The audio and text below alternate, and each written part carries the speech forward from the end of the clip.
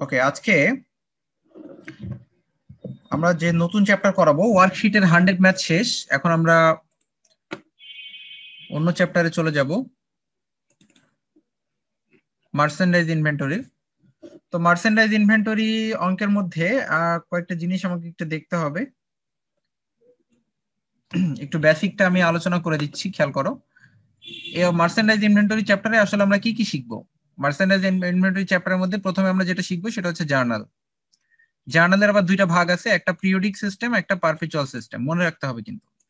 জাবেদা শিখবো ফার্স্টে, জাবেদার মধ্যে একটা পিরিয়ডিক সিস্টেম জাবেদা, একটা পারপেচুয়াল সিস্টেম জাবেদা। এরপর 2 নম্বরে আমরা শিখবো লিফো, যেটা আমরা আগে শিখেছিলাম, আগে করেছি আমরা, ইন্টারে করেছি। এরপরে ফিফো, এরপরে এভারেজ মেথড, এরপরে লিফো থেকে কিভাবে জার্নাল করতে হয়, ফিফো থেকে কিভাবে জার্নাল করতে হয়। এই জিনিসগুলো আমরা শিখবো। অর্থাৎ এখানে 6টা ধরনের অঙ্ক আছে, 6টা নিয়মের অঙ্ক আছে, প্রত্যেকটা নিয়মই ইম্পর্টেন্ট পরীক্ষায় আসার মতো। তো এখানে রুলস দেওয়া আছে, জাবেদার রুলস। জাবেদার রুলস গুলো খুব ইম্পর্টেন্ট। এখানে প্রথমে দেওয়া আছে হচ্ছে ট্রানজেকশন। প্রথমে দেওয়া আছে ট্রানজেকশন, এরপরে দেওয়া আছে পিরিয়ডিক মেথডে কিভাবে জাবেদা করব, তারপরে দেওয়া আছে পারপেচুয়াল মেথডে কিভাবে জাবেদা করব। প্রথমে পিরিয়ডিক মেথড, এরপরে পারপেচুয়াল মেথড, দুইটা মেথডেরই জাবেদা এখানে দেওয়া আছে। তো প্রথমে আমরা যেগুলো করতেছি, for purchase, purchase related transaction, অর্থাৎ প্রথমে যে 5টা ট্রানজেকশন আছে এগুলো সব পারচেস রিলেটেড, অর্থাৎ ক্রয় সংক্রান্ত জাবেদা করতেছি। তো তার আগে বলে নি পিরিয়ডিক আর পারপেচুয়াল বিষয় দুটো কি। পিরিয়ডিক মানে হচ্ছে কালীন বা কালান্তিক, এটার বাংলা হচ্ছে কালীন বা কালান্তিক। পিরিয়ডিক মানে হচ্ছে কালীন বা কালান্তিক। আমরা ছোটবেলা থেকে যে নিয়মটা শিখে আসছি ওইটাই আসলে পিরিয়ডিক সিস্টেম, কালীন বা কালান্তিক। যেমন আমরা ক্রয় করলে পারচেসকে ডেবিট করতাম, ক্রয়কে ডেবিট করতাম, এটা হচ্ছে পিরিয়ডিক সিস্টেম। পারপেচুয়াল সিস্টেমে বলছে যে পারচেস ডেবিট করা যাবে না। পারপেচুয়াল সিস্টেমে বলছে ডেবিট করতে হবে মার্চেন্ডাইজ ইনভেন্টরিকে। অর্থাৎ বলছে যে ক্রয় নামে কোনো হিসাব হবে না। পণ্য ক্রয় করলে সেটাকে আমরা মার্চেন্ডাইজ ইনভেন্টরি নামে লিপিবদ্ধ করব। কোন মেথড? Perpetual method. পারপেচুয়ালের বাংলা হচ্ছে নিত্য বা অবিরত বা আধুনিক পদ্ধতি। পিরিয়ডিক হচ্ছে পুরান পদ্ধতি, আর পারপেচুয়াল হচ্ছে আধুনিক পদ্ধতি, মনে রাখবা। তাহলে পুরান পদ্ধতিতে জাবেদা করলে পারচেস ডেবিট করা যায়, যে পণ্য ক্রয় করলাম তাহলে ক্রয় ডেবিট। কিন্তু আধুনিক পদ্ধতিতে মজুদ পণ্য ডেবিট করতে হবে, অর্থাৎ মার্চেন্ডাইজ ইনভেন্টরিটাকে ডেবিট করতে হয়। 1 নম্বর এন্ট্রি এখানে বলছে যে merchandise, purchase merchandise for cash, নগদ টাকা দিয়ে পণ্য ক্রয়। মার্চেন্ডাইজ মানে হচ্ছে মজুদ পণ্য বা পণ্য। পারচেস মার্চেন্ডাইজ, পণ্য ক্রয় করা হলো ফর ক্যাশ, নগদ টাকা দিয়ে পণ্য ক্রয়। তাহলে আমরা পিরিয়ডিক মেথডে অর্থাৎ আগের নিয়মে শিখেছিলাম কি, ক্রয় ডেবিট, পারচেস ডেবিট, নগদ টাকা দিয়ে কিনছি, cash credit. Purchase debit, cash credit, এটা হচ্ছে আমাদের পুরান নিয়ম। এই নিয়মেই আমরা শিখে আসছি। বর্তমান নিয়মে কি হবে? পারপেচুয়াল মেথডে এসে দেখো, মার্চেন্ডাইজ ইনভেন্টরি ডেবিট হবে আর ক্যাশ ক্রেডিট হবে, অর্থাৎ পারচেস হবে না। পারচেস না হয় এখানে কি হবে, মার্চেন্ডাইজ ইনভেন্টরি হবে ডেবিট আর ক্যাশ হবে ক্রেডিট। ঠিক একই রকম ভাবে 2 নাম্বারটা দেখো, পারচেস মার্চেন্ডাইজ অন অ্যাকাউন্ট বা অন ক্রেডিট, বাকিতে ক্রয়। বাকিতে যদি পণ্য ক্রয় করি, আগে যাবে দিতাম কি, purchase debit accounts payable credit, আর এখন হবে merchandise inventory debit accounts payable credit. অর্থাৎ পারপেচুয়াল মেথডের নিয়ম হচ্ছে মার্চেন্ডাইজ ইনভেন্টরি লিখতে হবে, পারচেস লেখা যাবে না। এবার 3 নাম্বার বলছে দেখো, merchandise return to suppliers for cash. Merchandise return to supplier, supplier মানে হচ্ছে সরবরাহকারী, যার থেকে পণ্য তুমি কিনে নিয়ে আসছিলে তাকে তুমি পণ্য ফেরত দিচ্ছ। নগদে কিনে নিয়ে আসছিলে, পণ্য ফেরত দিচ্ছ, তাহলে পণ্য ফেরত। Purchase return and allowance, purchase return বললেও হবে, শুধু এতটুকু বললেও হবে। অ্যালাউন্সটা আমেরিকান মেথড ইউজ করে, সো অ্যালাউন্স বললে হবে। একই মিনিং, যে এটার পুরোটার মিনিং হচ্ছে ক্রয় ফেরত। তাহলে বলছে যে ক্রয় যেহেতু ডেবিট হয়, তাহলে ক্রয় ফেরত কি হবে, ক্রেডিট। এই জন্য পারচেস রিটার্ন অ্যান্ড অ্যালাউন্স হবে ক্রেডিট, আর ক্যাশ হবে ডেবিট। অর্থাৎ উল্টাটা হবে। প্রথমে আমরা যে ক্রয়ের জাবেদা করেছিলাম পারচেস ডেবিট ক্যাশ ক্রেডিট, এখন হবে যেহেতু ফেরত দিচ্ছি উল্টাটা, ক্যাশ ডেবিট আর পারচেস রিটার্ন ক্রেডিট। এইখানে দেখো cash debit but purchase return আচ্ছা, এই লিখিনি। ট্রানজাকশন গুলো কি সব ক্যাশেই হয়? না, বাকিতেও হতে পারে। আমরা এই যে 2 নাম্বারটা বাকিতে করলাম না, বাকিতেও হতে পারে, কোনো সমস্যা নেই। তো পারপেচুয়াল মেথডে দেখো, ক্যাশ ডেবিট ঠিক আছে, বাট পারচেস রিটার্ন না লিখে কি লিখেছি মার্চেন্ডাইজ ইনভেন্টরি, অর্থাৎ পারচেস রিটার্নও লেখা যাবে না, পারচেসও লেখা যাবে না, পারচেস রিটার্নও লেখা যাবে না। এখন প্রশ্ন আসতে পারে যে ভাইয়া আর কি কি লেখা যাবে না? মনে রাখবা পারচেস রিলেটেড যত জায়গা আছে, পারচেস যেমন ধরো ক্রয়, ক্রয় ফেরত, ক্রয় বাট্টা, ক্রয় পরিবহন, এই ক্রয় রিলেটেড যতগুলো জায়গা আছে সব জায়গায় মার্চেন্ডাইজ ইনভেন্টরি লিখতে হবে, সব জায়গায়। তাহলে আমাদের 3 নম্বরে ছিল মার্চেন্ডাইজ রিটার্ন টু সাপ্লায়ার্স, পণ্য ফেরত দেওয়া হলো সরবরাহকারীকে। তাহলে আমরা মার্চেন্ডাইজ লিখবো কোন মেথডে? পারপেচুয়াল মেথডে। 4 নম্বরে বলছে যে merchandise return to suppliers for on account on credit, এই যে বাকিতে কিনেছিলাম এখন ফেরত দিচ্ছি, তাহলে বাকিতে কিনেছিলাম ফেরত দিচ্ছি, ফেরত দিলে পারচেস রিটার্ন ক্রেডিট পিরিয়ডিক মেথডে, আর পাওনাদার ডেবিট, অ্যাকাউন্টস পেয়েবল ডেবিট। আর পারপেচুয়ালে কি হবে দেখো, অ্যাকাউন্টস পেয়েবল ডেবিট কোনো সমস্যা নাই, বাট পারচেস রিটার্ন লেখা যাবে না, পারচেস রিটার্ন না লিখে মার্চেন্ডাইজ ইনভেন্টরি লিখতে হবে। তারপরে 5 নাম্বার দেখো transportation cost, FOB shipping point, transportation cost মানে পরিবহন খরচ। তো এখানে একটা পরিবহন খরচের জাবেদা কি হবে? পরিবহন খরচের নাম হচ্ছে ট্রান্সপোর্টেশন অথবা ফ্রেইট ইন, ট্রান্সপোর্টেশন ইন অথবা ফ্রেইট ইন, এটার বাংলা হচ্ছে ক্রয় পরিবহন। ট্রান্সপোর্টেশন ইন বা ফ্রেইট ইন, ক্রয় পরিবহন, ক্রয় পরিবহন ডেবিট আর ক্যাশ ক্রেডিট। কিন্তু পারপেচুয়াল মেথডে ক্রয় পরিবহন লেখা যাবে না, ফ্রেইট ইন, ট্রান্সপোর্টেশন ইন এগুলো লেখা যাবে না, ক্রয় পরিবহন লেখা যাবে না, কি লিখবো? Merchandise inventory debit. অর্থাৎ ক্রয়, ক্রয় ফেরত, ক্রয় বাট্টা, ক্রয় পরিবহন, এই সবগুলো জায়গায় মার্চেন্ডাইজ ইনভেন্টরি লিখতে হবে। ভাই ভাই নিচেরটায় তাহলে অ্যাকাউন্টস পেয়েবল লেখা হলো কেন ক্যাশের না, পাশে? এটা এটা এটা ক্যাশ হবে। হ্যাঁ, এখন অনেক সময় এখানে যদি অ্যাকাউন্টস পেবল হতো, যদি পরিবহন বাকিতে হতো তাহলে অ্যাকাউন্টস পেবল লিখতাম, কিন্তু পরিবহন সাধারণত বাকিতে হয় না, সবসময় নগদে হয়, এই জন্য শুধু ক্যাশ লিখবা। ঠিক আছে, ওকে। তাহলে কি ক্রয় ক্রয় সংক্রান্ত বিষয়গুলো কি বুঝতে পেরেছো? ক্রয়, ক্রয় ফেরত, ক্রয় বাট্টা, এখানে কিন্তু সবগুলো দেখানোর চেষ্টা করেছি। এগুলো ছিল ক্রয় সংক্রান্ত লেনদেন, একটা পিরিয়ডিক মেথড, একটা পারপিচুয়াল মেথড। কারো কোনো কোশ্চেন থাকলে বলতে পারো।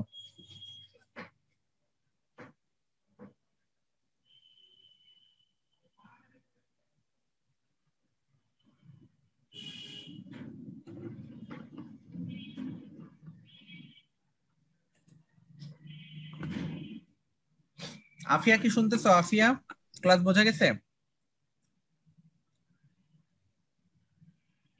আয়শা,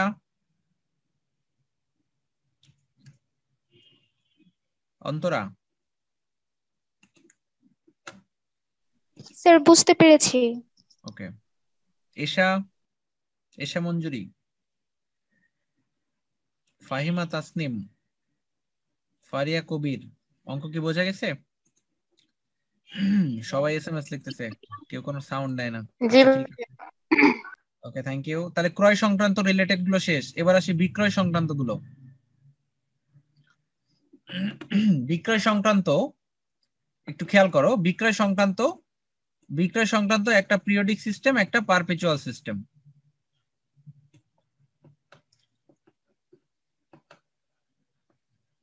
এক নাম্বারটা বলতেছে সেলস মার্চেন্ডাইজ ফর ক্যাশ, নগদে পণ্য বিক্রয়। নগদে পণ্য বিক্রি করলে আমরা কি করি? নগদ ডেবিট, বিক্রয় ক্রেডিট, তাহলে ক্যাশ ডেবিট, সেলস ক্রেডিট। এটা শিখে আসছি, এটা হচ্ছে periodic method, periodic inventory system. বর্তমানে আধুনিক নিয়মে পারপেচুয়াল মেথডে দুইটা জাবেদা হয় বিক্রয়ের, বিক্রয়ের দুইটা জাবেদা হয় আধুনিক মেথডে, এটা মনে রাখবা। বিক্রয়ের দুইটা জাবেদা, এই হচ্ছে একটা জাবেদা, এই হলো একটা জাবেদা। তাহলে প্রথম জাবেদাটা কি হবে? এই পিরিয়ডিক মেথডের প্রথম জাবেদাটা যা ছিল হুবহু সেম। প্রথম জাবেদাটা ক্যাশ ডেবিট, সেলস ক্রেডিট, অর্থাৎ আমি পণ্য বিক্রি করছি, নগদ ডেবিট, বিক্রয় ক্রেডিট, বাট আর একটা অতিরিক্ত জাবেদা দিতে হবে। কেন অতিরিক্ত জাবেদা দিতে হবে? পণ্যটার যে ক্রয় মূল্য থাকে, ধরো আমি একটা পণ্য বিক্রি করছি 500 টাকা দিয়ে, 500 টাকা দিয়ে একটা পণ্য বিক্রি করছি, এই পণ্যটার কেনা দাম ছিল 300 টাকা, তাহলে ওই যে 500 টাকা দিয়ে বিক্রি করছি এটার জন্য একটা জাবেদা, কেনা দাম ছিল 300 টাকা, এটার জন্য একটা জাবেদা। কোন নিয়মে? পারপেচুয়াল ইনভেন্টরি সিস্টেমে। তাহলে প্রথমে আমরা 500 টাকা দিয়ে বিক্রি করছি সেটার জাবেদা দিব, ক্যাশ ডেবিট সেলস ক্রেডিট 500 টাকা। আর পরের যে জাবেদাটা দিব cost of goods sold debit merchandise inventory credit. Cost of goods sold মানে বিক্রিত পণ্যের ব্যয়, বিক্রিত পণ্যের ব্যয় cost of goods sold debit merchandise inventory বা মজুদ পণ্য ক্রেডিট। এই জাবেদাটা কিসের জন্য দিব? ওই কেনা দামের জন্য, ওই 300 টাকার জন্য। তাহলে এখন বুঝেছো বিক্রয়ের জন্য দুইটা জাবেদা করতে হবে পারপেচুয়াল ইনভেন্টরি সিস্টেমে। বোঝা গেছে? স্যার আবার একটু বলবেন? আমি ভাই বললাম যে আরেকবার একটু। হ্যাঁ, বিক্রয়ের জাবেদা পারপেচুয়াল মেথডে দুইটা হবে, একটা ক্যাশ ডেবিট সেলস ক্রেডিট এটা একটা জাবেদা, আর একটা জাবেদা হচ্ছে cost of goods sold debit merchandise inventory credit এটা একটা জাবেদা। দুইটা জাবেদা হবে পারপেচুয়াল ইনভেন্টরি সিস্টেমে। দুইটা জাবেদা কেন? আমি একটা এক্সাম্পল দিলাম যে মনে করো তুমি একটা পণ্য বিক্রি করেছো 500 টাকা দিয়ে, তাহলে 500 টাকা দিয়ে যেহেতু বিক্রি করেছো ক্যাশ ডেবিট সেলস ক্রেডিট 500 টাকা। এখন এই ব্যাগটার কেনা দাম ছিল 300 টাকা, তাহলে এই যে পরের জাবেদাটা যেটা করেছো cost of goods sold debit merchandise inventory credit এই জায়গায় বসাবা 300 টাকা, অর্থাৎ এটা ওই কেনা দামটার জন্য বসে যে তোমার আসলে অরিজিনালি কেনা দাম কত, 300 টাকা দিয়ে কিনেছিলে, তাহলে ওই 300 টাকার জন্য পরের জাবেদাটা। বলো বুঝতে পেরেছো কিনা? জি স্যার, এবার বুঝতে জি পেরেছি। ভাই।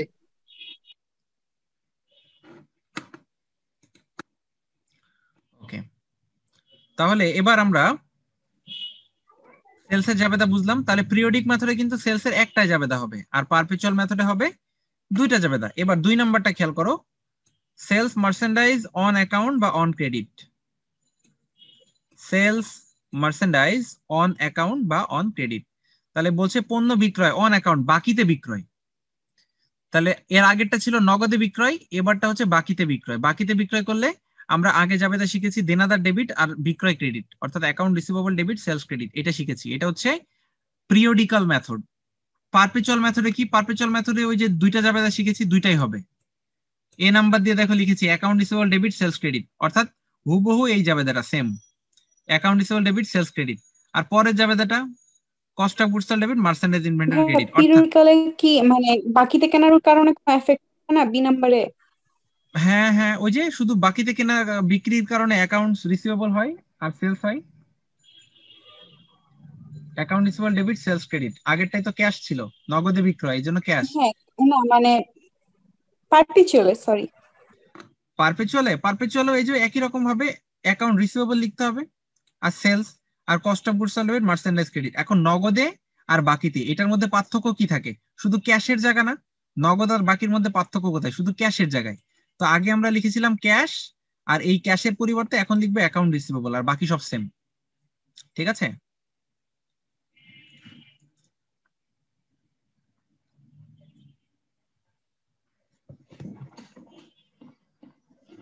ওকে, এবার 3 নাম্বারটা কি বলছে দেখো, merchandise return from the customer for cash. অর্থাৎ আগে বিক্রি করেছিলে এখন ফেরত আসছে, আগে তুমি বিক্রি করেছিলে এখন ফেরত আসছে। তো বিক্রয় ফেরতে যাবে দেখি বিক্রয় ফেরত ডেবিট ক্যাশ ক্রেডিট। নগদে বিক্রি করেছিলে, তাহলে বিক্রয় ফেরত ডেবিট ক্যাশ ক্রেডিট। বিক্রয় ফেরতের নাম হচ্ছে sales return and allowance, sales return and allowance debit cash credit. ফেরতের জাবেদাও পারপেচুয়ালে দুইটা হবে। প্রথম জাবেদাটা কি? ওই সেম জাবেদা হুবহু এখানে যা আছে তাই, sales return and allowance debit cash credit. আর পরের জাবেদাটা কি? পরের জাবেদাটা হচ্ছে এইটার উল্টা। আগে আমরা জাবেদা দিতাম কি cost of goods sold debit merchandise credit, এখন উল্টা দিব মার্চেন্ডাইজ ইনভেন্টরি ডেবিট আর cost of goods sold credit. এই হচ্ছে আমার বিক্রয়ের জাবেদা। অর্থাৎ বিক্রয়ের সময় দুইটা জাবেদা পারপেচুয়ালে, বিক্রয় ফেরতের সময় দুইটা জাবেদা। বুঝতে পেরেছো? জি স্যার। কোনো কোশ্চেন আছে এখানে?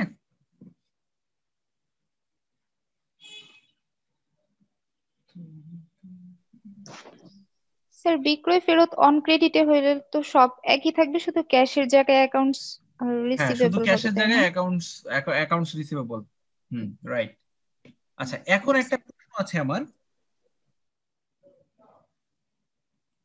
আমরা শিখেছিলাম ক্রয় পরিবহনের সময় ক্রয় পরিবহনের পরিবর্তে আমরা লিখেছিলাম মার্চেন্ডাইজ ইনভেন্টরি।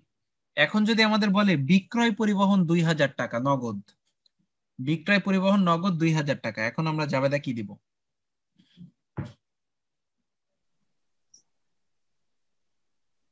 স্যার পারছি না, আপনি বলে দেন। বিক্রয় পরিবহনের সময় কিন্তু মার্চেন্ডাইজ হবে না, মার্চেন্ডাইজ কিন্তু শুধু ক্রয়ের সময় হয়, মনে রাখবা। শুধু ক্রয় রিলেটেড ইনফরমেশনের সময় মার্চেন্ডাইজ হয়, বিক্রয় রিলেটেড ইনফরমেশনের সময় মার্চেন্ডাইজ হয় না। তাহলে বিক্রয় পরিবহনে জাবেদা হচ্ছে বিক্রয় পরিবহন ডেবিট নগদ ক্রেডিট, অর্থাৎ transportation out debit, transportation out debit বা freight out debit cash credit, এটা হচ্ছে বিক্রয় পরিবহনের জাবেদা। তাহলে পিরিয়ডিক এবং পারপেচুয়ালের ক্রয় এবং বিক্রয়ের জাবেদাটা আরেকবার ভালো করে দেখে নাও, এখনই আমরা অঙ্কে চলে যাব, ভালো করে একটু দেখে নাও। ভাইয়া লাস্টেরটা যেন কি বললেন শুনতে পারিনি। লাস্টেরটা বললাম বিক্রয় পরিবহনের জাবেদা হচ্ছে বিক্রয় পরিবহন ডেবিট ক্যাশ ক্রেডিট। বিক্রয় পরিবহনের পরিবর্তে মার্চেন্ডাইজ কিন্তু হয় না, শুধু ক্রয়ের ক্ষেত্রে মার্চেন্ডাইজ হয়, বিক্রয়ের ক্ষেত্রে মার্চেন্ডাইজ হয় না।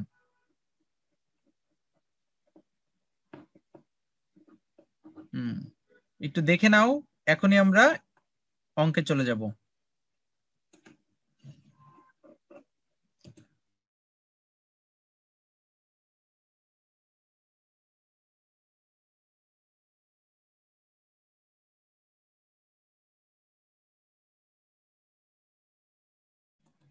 হয়েছে দেখা শেষ, অঙ্কে যাব? জি জি স্যার। ভাই। বিক্রয় জাবেদা কয়টা হয় বলো তো?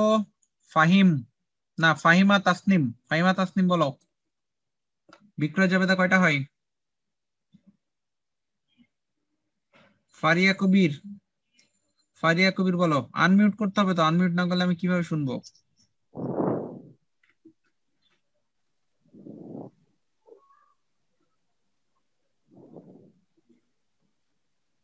ইমরান হোসেন, রাকিব। দুইটা ভাই। দুইটা কি কি বলো তো? ক্যাশ সেলস আর হচ্ছে কস্ট অফ গুডস সোল্ড আর হচ্ছে মার্চেন্ডাইজ ইনভেন্টরি। ওকে, very good. Jannatul Ferdous, roll number 118, বিক্রয় ফেরতের জাবেদা কয়টা বলো পারপেচুয়াল মেথডে? ভাইয়া আবার বলবেন? পারপেচুয়াল মেথডে বিক্রয় ফেরতের জাবেদা।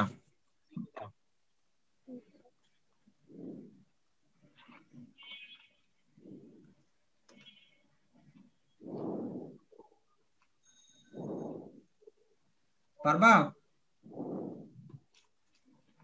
আমি আরেকবার একটু বলবেন? পারপেচুয়াল মেথড বিক্রয় ফেরতের জাবেদা।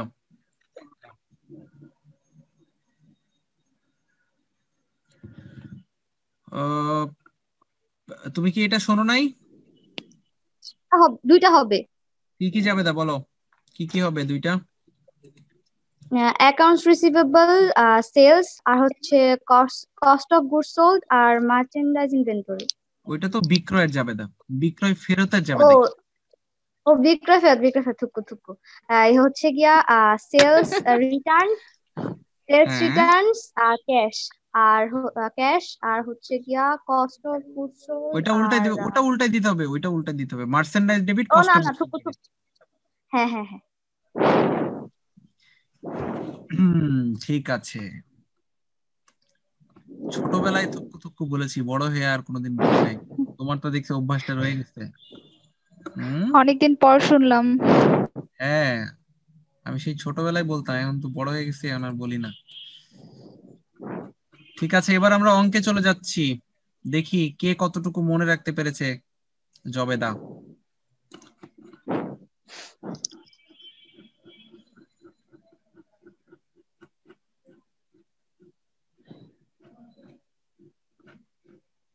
পিডিএফ ফাইল গ্রুপে আপলোড করেছি, যার যার দরকার ডাউনলোড করে নিবা।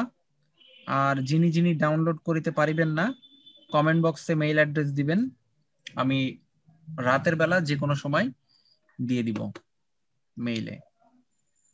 আচ্ছা, আমাদের এইখানে একটা অঙ্ক দেখা যাচ্ছে, ওয়ার্কশিটের পরের নাম্বারই দেওয়া। হ্যাঁ, ওয়ার্কশিট 21 পর্যন্ত ছিল, এখানে আবার 22 নাম্বার থেকে দেওয়া। ঠিক আছে, এটা মনে করো না যে ভাইয়া একবারে 22 নাম্বার, এটা ওয়ার্কশিটের পর থেকে নাম্বারিংটা দেওয়া হয়েছে, ঠিক আছে? আমি পরের ক্লাসে 1 নাম্বার 2 নাম্বার সিরিয়াল করে দিব না, আচ্ছা এখনই করে দিই, তাহলে কনফিউশন থাকবে না আর কি। না, এটা হচ্ছে 2 নাম্বার।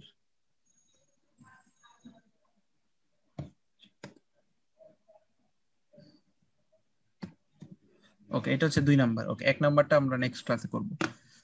তাহলে এটা একটা অঙ্ক দেওয়া আছে, the following transaction are happened in the Ababil and company during the month of March 2016।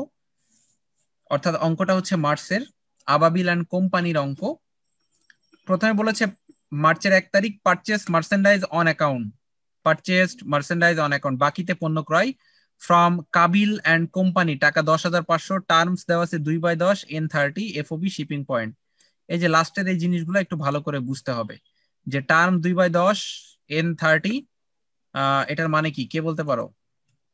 এই পুরোটার মানে কি? ভাই 10 দিনের এটা মধ্যে হচ্ছে দিলে 10 2% দিনের মধ্যে বার্তা। টাকাটা পরিশোধ করলে 2% বাট্টা, আর 30 দিনের মধ্যে অবশ্যই পরিশোধ করতে হবে। হ্যাঁ, ভেরি গুড। আর 10 দিনের FOB মধ্যে শিপিং পয়েন্ট বলতে এটা যে কালেক্ট করবে মালটা সে টাকাটা পরিশোধ করবে। যে কালেক্ট করবে সে পরিশোধ করবে। আচ্ছা, ভেরি গুড। টার্ম 2/10, N30 মানে হচ্ছে 10 দিনের মধ্যে তুমি তো পণ্য ক্রয় করছো, তুমি যদি 10 দিনের মধ্যে টাকা পরিশোধ করো, তুমি বাকিতে কিনছো, বাকিতে কিনলে 10 দিনের মধ্যে যদি তুমি টাকা দাও তাহলে 2% তুমি ছাড় পাবা। 30 দিনের মধ্যে অবশ্যই তোমাকে টাকা পরিশোধ করতে হবে, এটা হচ্ছে শর্ত। এরপরে বলা আছে FOB শিপিং পয়েন্ট, মনে রাখবা, লিখে নেওয়া দরকার হয় খাতায়। FOB শিপিং পয়েন্ট মানে হচ্ছে ক্রেতা পরিবহন খরচ পরিশোধ করবে, ক্রেতা পরিবহন খরচ পরিশোধ করবে। তো আপাতত এই 1 নাম্বারের জাবেদা করতে গেলে আমাদের যে জিনিসটা ফলো করতে হবে সেগুলো হচ্ছে, এই শর্ত আমরা দেখব না, এই শর্তের অর্থ আমাদের লাগবে না। তাহলে ভাইয়া শর্তের কি কাজ? শর্তের কাজ হচ্ছে যখন আমরা এই পণ্য ক্রয়ের টাকাটা পরিশোধ করতে যাব তখন আমাদের শর্ত লাগবে, এখন আমাদের শর্ত লাগবে না। যখন পরিশোধ করতে যাব টাকা তখন শর্ত লাগবে, এই জন্য এখন শর্তের কোনো কাজ নাই। তাহলে এখন আমাদের কি করতে বলেছে, নিচে দেখো লেখা আছে, record the above transaction in general journal using perpetual inventory system. তাহলে কোন সিস্টেমে করতে হবে? পারপেচুয়াল। পারপেচুয়াল। তাহলে পারপেচুয়াল মানে এটা কোন পদ্ধতি? এটা কি পুরান পদ্ধতি নাকি নতুন পদ্ধতি? নতুন পদ্ধতি। নতুন পদ্ধতিতে জাবেদা করতে হবে, ঠিক আছে, পুরান পদ্ধতিতে দরকার নাই। তাহলে নতুন পদ্ধতিতে পারচেস মার্চেন্ডাইজ, পণ্য ক্রয় অন অ্যাকাউন্ট, বাকিতে, বাকিতে পণ্য ক্রয় করেছি 10,500 টাকা। তাহলে ক্রয় করলে নতুন পদ্ধতিতে ক্রয় লেখা যাবে না, কি লিখতে হবে? Merchandise inventory. Merchandise inventory. Merchandise inventory, very good. Merchandise inventory debit, আর যেহেতু বাকিতে কিনছি অ্যাকাউন্টস পেয়েবল ক্রেডিট, টাকা 10,500 পুরো টাকা। আর শর্তগুলো এখন আসবে না, শর্তগুলো যখন টাকা পরিশোধ করব তখন আসবে। তাহলে দেখো এখানে মার্চের 1 তারিখ দিয়ে আমরা জাবেদা করেছি, মার্চেন্ডাইজ ইনভেন্টরি ডেবিট। স্যার এই অঙ্কগুলোতে কি শুধু জাবেদাই করতে বলে? না না না, আমরা ওই যে প্রথমেই দেখিয়েছি যে পারপেচুয়ালে জাবেদা, পিরিয়ডিকে জাবেদা, তারপরে হচ্ছে তোমার লিফো, ফিফো, তারপর লিফো থেকে জার্নাল, ফিফো থেকে জার্নাল, এই যে অনেক ভাগ আছে না। আচ্ছা। ওকে, তাহলে আমরা প্রথম জাবেদাটা শিখে ফেললাম, merchandise inventory debit, accounts payable credit. এখন আমরা পরেরটায় চলে যাব।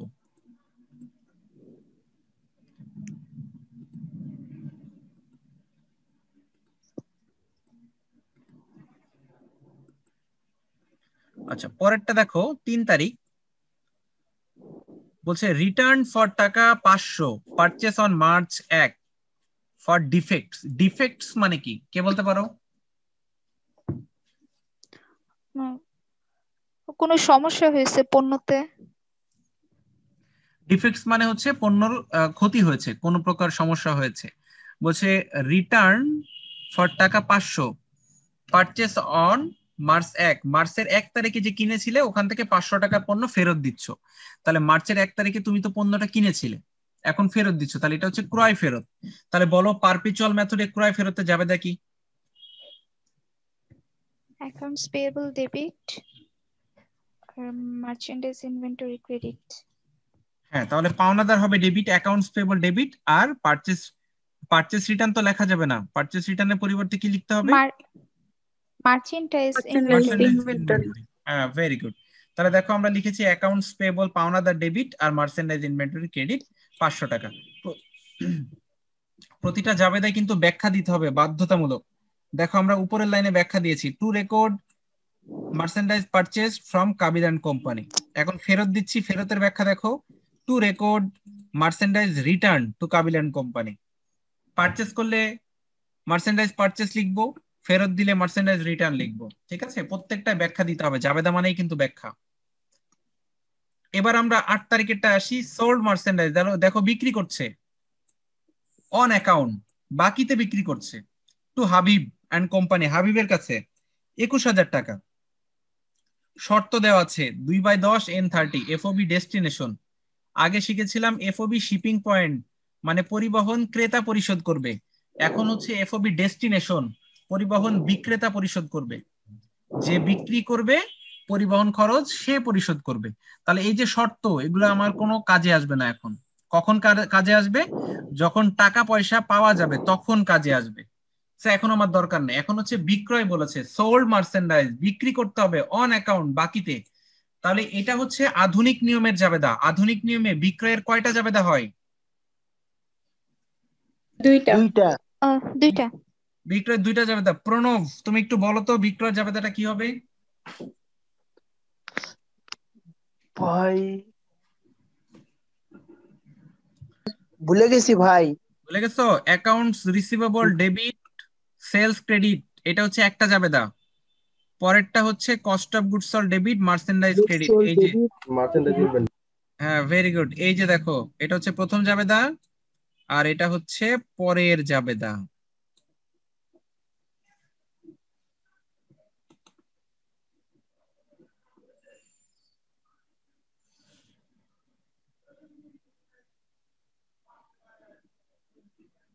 আচ্ছা, 10 তারিখ কি বলছে? ভাই এক্সপ্লেনেশন কি মাস্ট? হ্যাঁ, এক্সপ্লেনেশন দিতে হবে, জাবেদার ব্যাখ্যা দিতে হবে বাধ্যতামূলক। এরপরে 10 তারিখ বলছে paid transportation charge for March 8 sales. 8 তারিখে যে বিক্রি করেছো ওইটা ট্রান্সপোর্টেশন। 8 তারিখে বিক্রি করেছো ওটা ট্রান্সপোর্টেশন, তার মানে বিক্রয় পরিবহন। তাহলে বিক্রয় পরিবহন ডেবিট, ক্যাশ ক্রেডিট, তার মানে sales transportation out debit, cash credit. এরপর 11 তারিখ আবারও পারচেস। 11 তারিখ কি? আবারও পারচেস অন অ্যাকাউন্ট, বাকিতে, নাবিল কোম্পানির কাছ থেকে। শর্ত দেওয়া আছে, শর্ত আমার লাগবে না, আমি যখন টাকা পরিশোধ করব তখন লাগবে।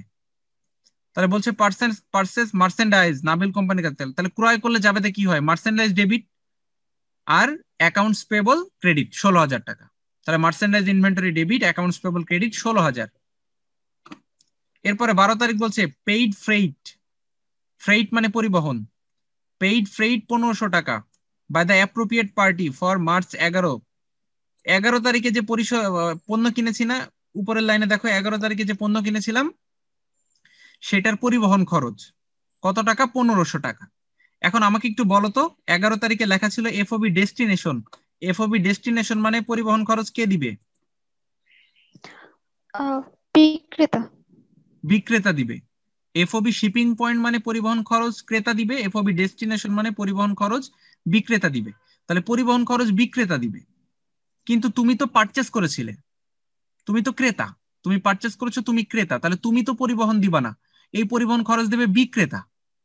তো এই পরিবহন 12 তারিখের পরিবহনের কোনো জাবেদা হবে না। দেখো আমরা 12 তারিখে লিখেছি no entry to be required, কোনো দরকার নাই, জাবেদা দেওয়ার কোনো দরকার নেই। কারণ এই জাবেদা কে দিবে? যে বিক্রি করেছে সে দিবে। তুমি তো 11 তারিখে ক্রয় করেছিলে, তুমি পরিবহন খরচ দিবা না। কেন দিবা না? লেখাই আছে FOB ডেস্টিনেশন, অর্থাৎ বিক্রেতা দিয়ে দিবে পরিবহন খরচটা, তুমি তো কিনেছিলে, তো তুমি দিবা না। এই জন্য 12 তারিখের কোনো পরিবহন খরচে জাবেদা হবে না। এখানে টাকা লেখা আছে 1500, তারপরেও কিন্তু এটা জাবেদা হবে না। আচ্ছা ভাইয়া, আমাকে একটু এফওবি ডেস্টিনেশনটা বুঝাবেন, এই যে কখন আমরা টাকা দিব আর কখন দিব না। FOB ডেস্টিনেশনের অর্থটাকে বোঝো, পরিবহন খরচ বিক্রেতা পরিশোধ করবে, এটার মানে কি? পরিবহন খরচ বিক্রেতা দিবে। বুঝতে পেরেছো? জি ভাইয়া। এখন আমরা তো 11 তারিখে পারচেস করেছি, তাহলে তুমি কি বিক্রেতা? তুমি পণ্যটা তো তুমি কিনেছো, তুমি তো বিক্রেতা না, না তুমি তো হ্যাঁ, তাহলে 11 তারিখের যদি কোনো পরিবহন থাকে সেটা তো আর তুমি দিবা না, এটা তো বিক্রেতা দিবে। তো আমরা 12 তারিখ এসে বলতেছে যে পরিবহন খরচ 1500 টাকা দেওয়া হলো মার্চের 11 তারিখে যে পারচেস করেছো সেটার জন্য। তাহলে মার্চের 11 তারিখে তুমি তো কিনেছো, তুমি তো ক্রেতা, তো এই পরিবহন তো তুমি দিবা না, এই জন্য এটার কোনো জাবেদা হবে না। ঠিক আছে? জি ভাইয়া। এবার 13 তারিখে বলছে paid the amount owed for March 1 purchase. মার্চের 1 তারিখে যে পণ্যটা কিনেছিলে সেটা টাকা পরিশোধ করা হলো, পেইড দ্য অ্যামাউন্ট, টাকা পরিশোধ করা হলো। তাহলে দেখো তো 1 তারিখে কয় টাকার পণ্য কিনেছিলে? 10,500 টাকা। জি সেখান থেকে 500 টাকার পণ্য ফেরত দিয়েছিলে 3 তারিখে, 500 টাকার পণ্য ফেরত দিয়েছিলে 3 তারিখে। এখন সেই টাকাটা তুমি 13 তারিখে এসে পরিশোধ করছো। তাহলে পণ্য কিনেছিলে কবে? 1 তারিখে। টাকা পরিশোধ করছো কবে? 13 তারিখে। তাহলে দেখো তো আমার শর্ত ছিল 2/10, তাহলে টাকাটা কি 10 দিনের মধ্যে দিচ্ছ নাকি 10 দিনের পরে দিচ্ছ? তুমি 10 দিচ্ছ দিনের 13 পরে। তারিখে। হ্যাঁ, 13 তারিখে দিচ্ছ, মানে 10 দিনের পরে। তাহলে তুমি কোনো বার্তা পাবা না। ওই যে 2% পাওয়ার কথা ছিল, এই 2% তুমি পাবা না, কারণ তুমি দেরি করে টাকা দিয়েছো। তাহলে তুমি কোনো টাকা পাবে না, তুমি পুরো টাকায় পরিশোধ করতে হবে তোমাকে। অর্থাৎ 10,500 টাকার পণ্য কিনেছিলে, এর মধ্যে 500 টাকা ফেরত দিয়েছো, তাহলে 10,000 টাকা পাবে, পুরো 10,000 টাকায় তোমাকে পরিশোধ করতে হবে। তাহলে কি হবে জাবেদা? অ্যাকাউন্টস পেবল ডেবিট আর cash credit. Accounts payable debit, cash credit 10,000 টাকা। ঠিক একই রকম ভাবে দেখো 18 তারিখ রিসিভ পেমেন্ট, তুমি টাকা পাচ্ছ। 8 তারিখে বিক্রি করেছিলে, সেখান থেকে 8 তারিখে বিক্রি করেছো কয় টাকার? 21,000 টাকার।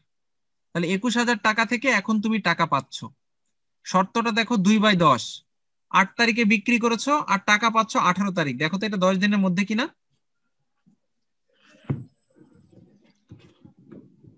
হ্যাঁ, এটা 10 জি দিনের মধ্যে, এটা জি 10 ভাই। দিনের মধ্যে।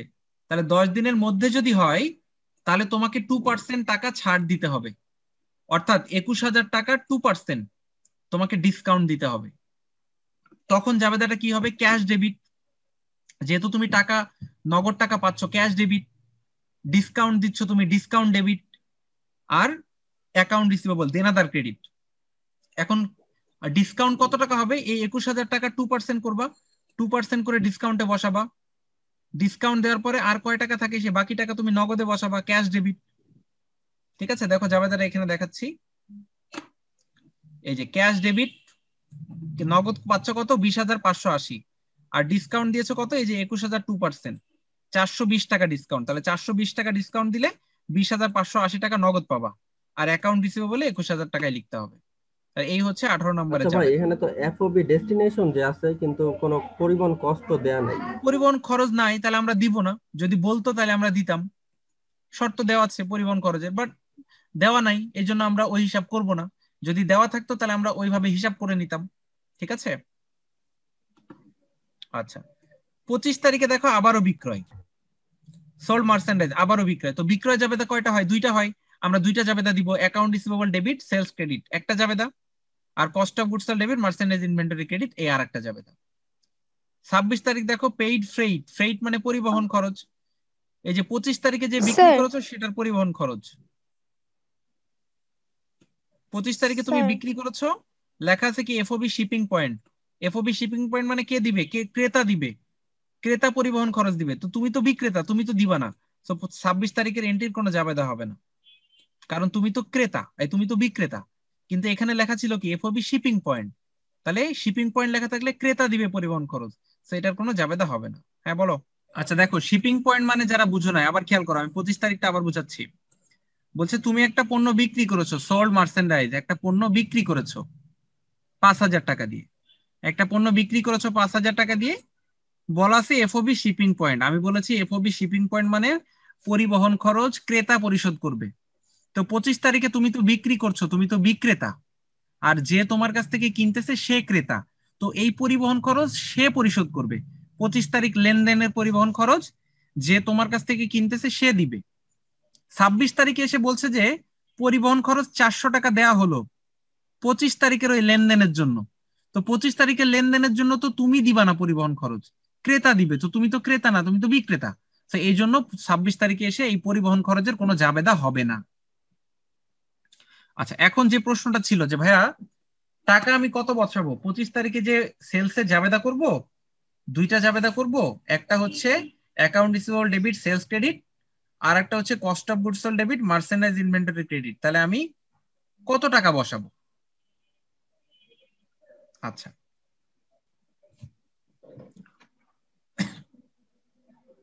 নরমালি আমাদের অঙ্কের মধ্যে দেওয়া থাকবে, যে তোমার ক্রয় মূল্য কত ছিল। প্রতিটা অঙ্কের মধ্যে দেওয়া থাকবে ক্রয় মূল্য কত ছিল, ব্র্যাকেট দিয়ে দেওয়া থাকবে। যেমন এখানে 5,000 টাকায় বিক্রি করেছি, এরকম ব্র্যাকেটে লেখা থাকবে যে কস্ট 3,000 টাকা, এরকম লেখা থাকবে ব্র্যাকেটে। কিন্তু এই অঙ্কটায় দেওয়া নাই যে কত টাকা কস্ট, ক্রয় মূল্য কত টাকা দেওয়া নাই। তো আমরা 5,000 টাকায় বিক্রি করেছি এটা দেওয়া আছে, কিন্তু কয় টাকা দিয়ে কিনেছিলাম সেটা দেওয়া নাই। তো যদি কোনো অঙ্কে না দেওয়া থাকে তাহলে সেক্ষেত্রে ধরে নিবা 75% হচ্ছে ক্রয় মূল্য। কত পার্সেন্ট? 75। 75%। তাহলে 5,000 টাকা 75% কত হয়? ক্যালকুলেটরে বের করো তো, বের করতে পারো? কিভাবে বের করতে হয়?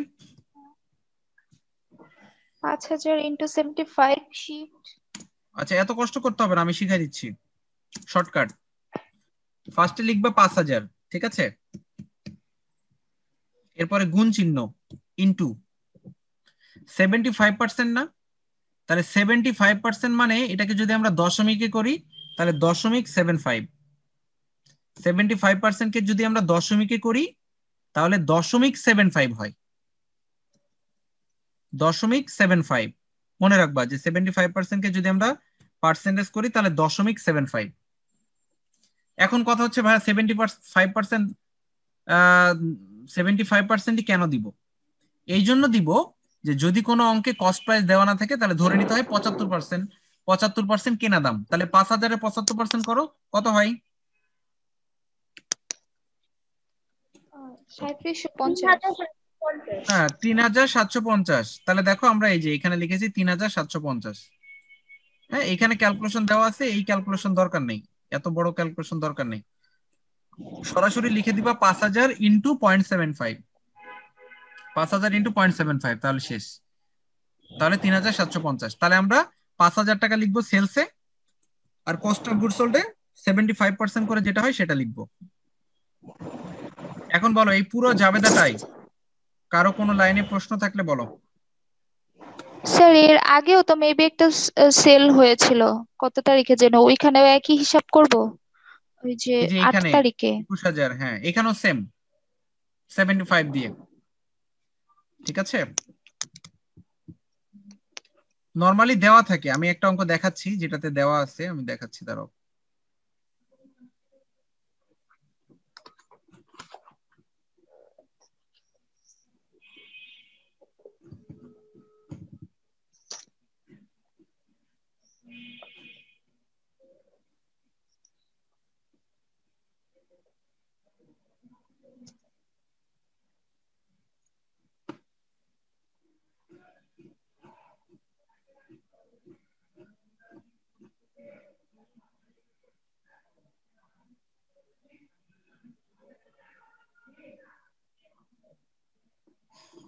দেখো এই অঙ্কটাই বলে দিয়েছে যে assume that the cost of all merchandise sold was 70% of the sales price. অর্থাৎ বলছে যে যেগুলো আমরা বিক্রি করেছি, যে প্রোডাক্টগুলো বিক্রি করেছি সবগুলোর কেনা দাম ছিল 70%। আরো দেখাচ্ছি দাঁড়াও। ওইখানে স্যার লিখেছে 70% অফ দ্য সেলস প্রাইস। এটার বাংলাটা বুঝতে পারতেছি না। দাঁড়াও বলছি।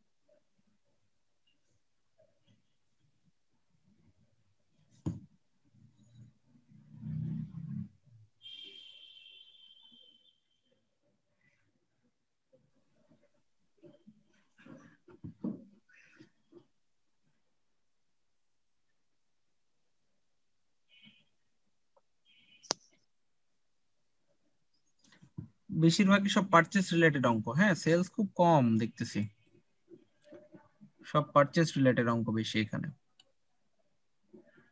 আচ্ছা, আমি অঙ্ক করার সময় লেখায় লেখায় করাই দিব না, অসুবিধা নেই, সেখান থেকে তুমি দেখতে পারবা, কোনো সমস্যা নেই। ওকে, যাই হোক, তাহলে হ্যাঁ বলো কি কোশ্চেন করেছিলে, বলো আবার। স্যার ওই যে এখানে লেখা ছিল 70% অফ সেলস প্রাইস, তার মানে কি বিক্রির মূল্যের 70%? বাংলাটা বুঝলাম না।